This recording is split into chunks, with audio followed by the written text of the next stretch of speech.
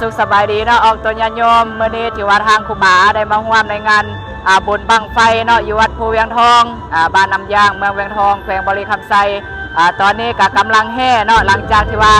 แห่อ้อมเทศบาลเมืองเวียงทองแล้วเนาะตอนนี้ก็มาแห่อ้อมวัดอารามวัดภูเวียงทองเนาะอันนี้ที่ว่าเป็นขบวนการแห่พ้นพื้นเป็นการนำพาของยาทานใหญ่ขับพรเนาะ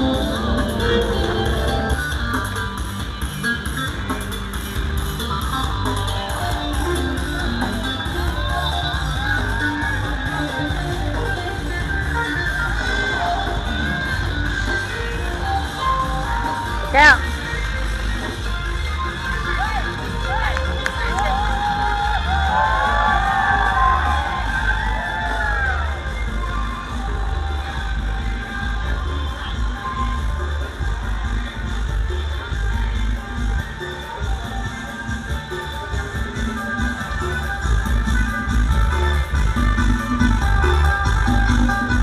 แก้ว